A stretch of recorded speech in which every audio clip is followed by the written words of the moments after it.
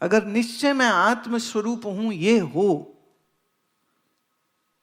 तो पत्थर पे बैठ के, पानी में जाके, पोज बना के फोटो खिंचाने में जिसने वक्त लगाया, इसका मतलब उसको कोई बात समझ नहीं आई। अभी कल ही मैंने बोला, महात्मा का एग्जाम्पल दिया था ना स्वामी शंकरानंद जी का, वो फोटो नहीं खिंचवाते थे। अब ये यहां वहां फोटो खिंचवाने की जगह आप किसी एक जगह में बैठ करके ओम की साधना की होती, ओम से परिचय किया होता, तो मालूम चलता उसका क्या चमत्कार है। पर आलसी, कामी, दुनिया भर के भोग की चाह रखने वाला, यहां से वहां भटकने वाला क्या जाने ओम की महिमा क्या है, क्या जाने। कल ही समझाया, मन में हजार करोड़ों शब्द चलते हैं विचार के रूप से। क्या कोई ऐसा विचार आप कर सकते हो जिसमें शब्द ना हो? Can you create any thought in your mind which doesn't has any word in it? I challenge you. Can you do that? When you will think, you always think in words.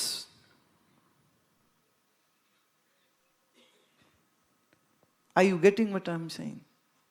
आपका मन बिना शब्द के कोई विचार नहीं बना सकता। मैं दुखी हूं, मेरे को दुख हो रहा है, मेरे को जाना है, मैं खाना है, मैं सोना है, मेरे को वहां जाना है, मेरे घर इसने आना है। शब्द आ रहे हैं कि नहीं आ रहे? बिना शब्द के सोच सकते हैं क्या आप? You cannot think without any words. There are words are required to think, to make a thought. What does Rishi says? He says you have to empty your mind from all words. Make your mind vacant. And now to do that, we need some medium, and that medium will be Om. And if you are, my dear, allergic to Om, then you can use your own name. I have no problem in that. But that name will not have that impact, because every sound has an impact. And Om will have a right impact to empty your mind. जब सारे ही नाम उसके हैं, तो महाराज आपका नाम जो है, जो भी है, नाम ईश्वर का ही, क्योंकि जब सब ईश्वर है, तुम ईश्वर हो, तो तुम्हारा जो नाम है वो भी ईश्वरीय हो गया कि नहीं? पर अच्छा मान लो आपका नाम है नथुमल, अब बैठ के सुमिरन करो अपने ही नाम से, नथुमल नथुमल, कुछ नहीं होने वाला। क्योंकि मंत्र साधना में उस शब्द की नहीं, उस शब्द से उत्पन्न ध्वनि ने काम करना है।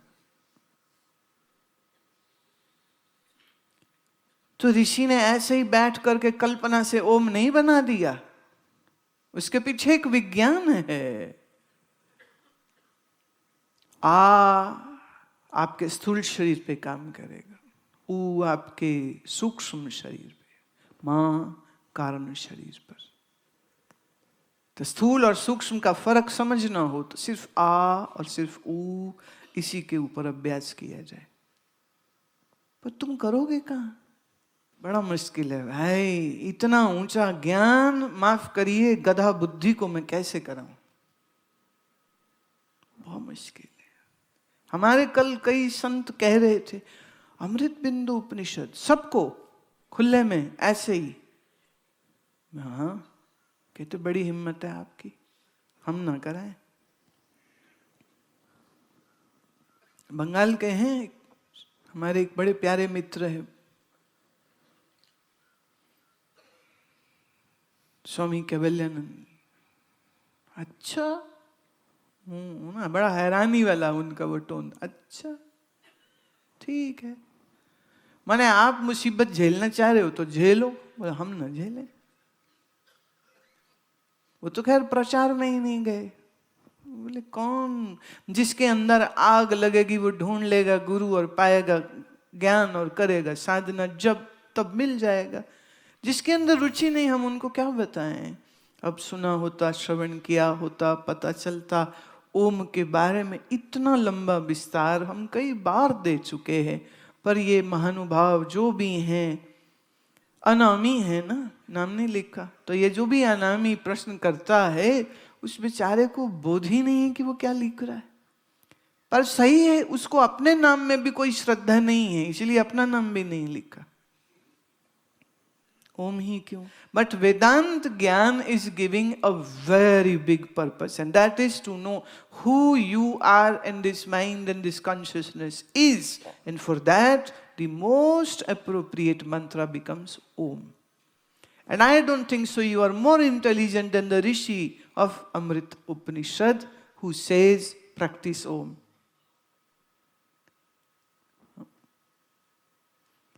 थोड़ा सा अच्छे से श्रवण किया करो। पता नहीं जब मैं बोल रही होती हूँ तुम कहाँ कोई सेल सोच रहे होते हैं या पता नहीं क्या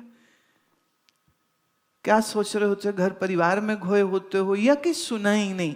मुझे ऐसा लगता है आप कोई सच में बुद्धू थोड़े हैं, आप सब बहुत समझदार हैं, सुनते हैं, तभी तो यहाँ आए हैं। पर हो सकता है कि ये विषय आपने कभी नहीं सुना। It's very important to keep listening. And the more you listen, the more information comes. Then there is more further to do contemplation. जितना सुने उससे ज्यादा मनन करे। अच्छा, अब एक प्रश्न और आया है। The question is that what is difference in between mind and heart? I had Googled the Amrit Bindu Upanishad PDF. I got one and I found the translation there and I couldn't understand that. My dear, you cannot understand from the translations. They have done it literally. They haven't gone into depth. आप Google करो ना, सारे उपनिषद मिल जाएंगे। एक ही थोड़ी है, 108 उपनिषद सारी मिल जाए। सारी ना भी मिले तो मोटे मोटे पर 20 उपनिषद तो मिल जाएंगे आपको, मिल जाएंगे, शब्द अर्थ मिल जाएंगे आपको। लेकिन उसका जो गहरा भाव है वो कैसे पकड़ में आएगा, है ना, वो नहीं आता। इसीलिए उपनिषद हमेशा आचार्य के पास बैठ के उसके नेत्रों में देखते हुए अपने शरीर को बिल्कुल ऐसे तितिक्षा के साथ, तप के साथ बैठा के सावधान एकाग्र होकर के सुनने से बात बनती। अच्छा, एक बड़े अच्छे प्यारे सज्जन ने पूछा है कि जी हमको प्रश्न पूछने की आज्ञा क्यों नहीं है जब आप बोल रहे होते हैं। भाई कि बिल्कुल पूछो, लिख के पूछ लो ना, क्या समस्या है उसमें? कोई समस्या नहीं। आप देखो, मैं आपके लिए ही तो यहां सब कर रहे हैं ना। You are the chief guest. Yes you are. I am just poor servant in your service my masters. आपकी सेवा में ही तो बैठे। शरीर थक जाए, कुछ हो जाए, हमारे ये शिष्य जो बेचारे बैठे, इनके कई दफे काम कर करके शिष्य के शरीर है आफ्टर ऑल थोड़ा दुख जाता है, खराब हो जाता है। वो जैसे तैसे लगे पड़े रहते हैं, हम सब लगे पड़े रहते हैं। तो बैठ के सुनो, करना क्या है और तुमने। पर हम एक बात समझो, पूछने में कभी संकोच मत करो प्लीज। ये समझिए, you can ask me any question, no issue at all. But because I am taking the very deep subject, so you need to be prepared for that. अब क्या है, बहुत से लोग पहली बार आए हैं। हमने आते ही ऐसी दुकान खोल दी है जिसका सौदा ही समझ नहीं आ रहा है क्या है ये। तो थोड़ा इसीलिए विचार चंद्रोदय, उससे भी पहले मैं कहूंगी फिर से, भगवत गीता जो नहीं पढ़े हैं, जो नहीं सुने हैं, वो पढ़िए या सुनिए। अंग्रेजी में, हिंदी में है। अब कल मैंने कईयों से पूछा, मैं आपने जाप साहिब सुना? और अजीब बात यह है, मेरे साथ पिछले 15 सालों से जुड़े हैं, सिख हैं, कहते नहीं। मैं क्यों? नोट ही गिन छोड़ोगे? 10 बिलियन बना लिए, क्या करोगे उसका? ज्ञान, उससे तो ज्ञान नहीं हो जाए ना, क्या होगा उससे? मैं एक बात इसमें बहुत मन हो रहा है कहने के लिए, और वो ये है कि इतिहास है, ये सिख इतिहास है, 5वें गुरु अर्जन देव जी को शहीद कर दिया गया, मतलब मार दिया गया था। शहीद कईयों को शायद समझ न लगे। मालूम क्यों? औरंगजेब के जहांगीर ने ये कहा कि आप इस्लाम कबूल करिए। उन्होंने कहा नहीं करूंगा। लाहौर बुलाया गया उनको, तो उसकी राजधानी तब लाहौर थी, वहीं था, वहीं बुलाया गया उनको। और अमृतसर से वहां गए, बोले इस्लाम कबूल करो, क्योंकि अगर वो इस्लाम कबूल करते तो जितने उनके सिख हैं उनको भी मुस्लिम बनना पड़ेगा। गुरु अर्जन देव जी ने कहा नहीं, मैं ये नहीं कर सकता। उनको बहुत टॉर्चर किया गया, जेल में डाल दिया। एक बड़े से पतीले में पानी, उबलते हुए पानी में उनको बैठा दिया, उबलते हुए पानी में उनको बैठा दिया। बनो मुस्लिम, बोले नहीं बनूंगा। फिर उनको जैसे तुम तवे में रोटी सेकते हो ना, ऐसे एक बड़े सा तवा नीचे आग जला दी। कैसे जालिम लोग थे, उसके ऊपर बैठा दिया। मतलब पानी उबले से शरीर में छाले हैं, छाले वाले शरीर को तवे पे बैठा दिया। बनो मुसलमान, बोले नहीं बनूंगा। इतना असहनीय कष्ट गुरु के शरीर को दिया गया। और सच कहूं तो गुरु अर्जन देव जैसा कोमल और मीठा कौन होगा। घर में ना तवा जला के जरा इतनी सी उंगली रखना उसके ऊपर, तुम्हें मालूम हो कि क्या। उनको बैठाया गया और सिर के ऊपर गरम की गई रेत डाली गई। रेत को गरम करके सिर के ऊपर डाल, उनके ये सारे आईब्रोज रेत की वजह से जल गए थे। उनके शरीर में कितना भयंकर कष्ट हुआ होगा। पर साहेब ने अपनी जुबान से ये कहा,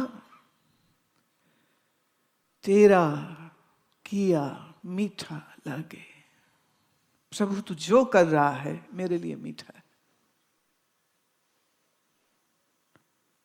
फिर 9वें गुरु तेग बहादुर के पास कश्मीर के पंडित आए थे। उनके ऊपर जजिया टैक्स लगाया गया था हिंदुओं पे कि अगर आप जनेऊ पहनेंगे तो आपको टैक्स देना होगा, नहीं तो मुसलमान बनो। जोर जबरदस्ती से कश्मीरी हिंदुओं को मुस्लिम बनाया जा रहा था।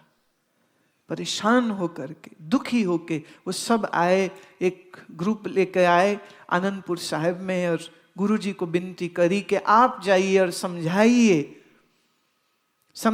इस मुगल बादशाह को ये जुल्म ना करे, हमसे हमारा धर्म न छीने, हम हिंदू होने का टैक्स दें, अब हमारी बहू बेटियों को उठा लेते, मजबूर करते। गुरु तेग बहादुर के पुत्र गोविंद राय 9 साल के थे तब, सिर्फ 9 साल के। अपने पिताजी की ये सब वार्तालाप सुन रहे थे तो गुरुजी ने कहा कि इस समय बड़ा भयंकर है, अगर किसी महापुरुष की बलिदान हो जाए तो शायद प्रकृति इन जालिमों का मुंह तोड़ने का कुछ इलाज कर देगी। कौन है फिर महान व्यक्ति जिसकी बलि हो? नन्हे 9 साल के गुरु गोविंद राय आके कहते, पिताजी आपसे बड़ा और महान कौन होगा? गुरु नानक की गद्दी पे हैं आपसे बढ़ के कौन? आप जाइए। कौन बेटा अपने बाप को ऐसे भेजेगा जालिमों के पास? सबको पता है गुरु अर्जन के साथ क्या हुआ था। उसी जालिम के पास गुरु तेग बहादुर दिल्ली गए। दिल्ली में उनको भी गिरफ्तार कर लिया। दिल्ली बड़ी खूनी है, बड़ी खूनी है ये दिल्ली। गुरु पे फिर वही जोर, इस्लाम कबूल करो, करो इस्लाम कबूल। उन्होंने कहा नहीं। कहते अच्छा नहीं करोगे? देखो फिर। आपके एक शिष्य थे भाई सतीदास। सतीदास जी के शरीर पे रुई लपेटी गई और उनको आग लगा दी गई। Can you imagine? ये गुरु को दिखाया जा रहा है। गुरु नहीं माने।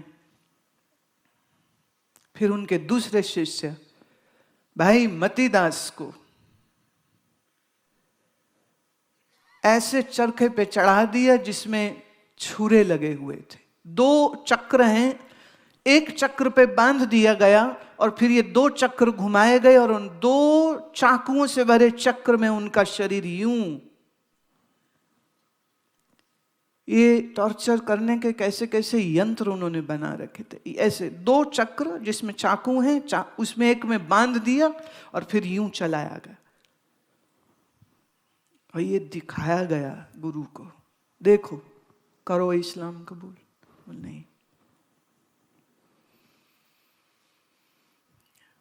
फिर चांदनी चौक में बैठा के किसी साधारण अपराधी की तरह सारी जनता, दिल्ली की जनता को बुलाया गया। आओ, दरबार ने हुक्म दिया है, दरबार का हुक्म यह है कि सारे पहुंचो वहां पर। और सबके सामने उनका शीश काट दिया गया था। और ये भी आवाज दी थी जालिमों ने, आओ कौन है इनका चेला, कौन इनके शरीर को लेने आएगा। कहते उस समय डर के मारे एक भी सामने नहीं आया था। गुरु का शिष्य जान से प्यार करता है, सामने नहीं आया। और है सब जगत करे जय जय जय सुर, लोग देख के हाय हाय कर रहे थे सब। और देवता, उनकी प्रशंसा में लिखा गया कि देवता कह रहे थे कि आओ महाराज, आप तो हमारे यहां पधार रहे हो, देवलोक में आओगे आप तो, ये मनुष्य लोकों में क्या रहना।